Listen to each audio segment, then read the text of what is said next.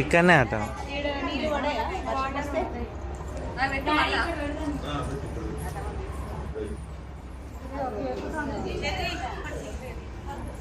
చామంతి పువ్వు గులాబీ పువ్వు రెండు పెట్టుకుంటూ ఆమె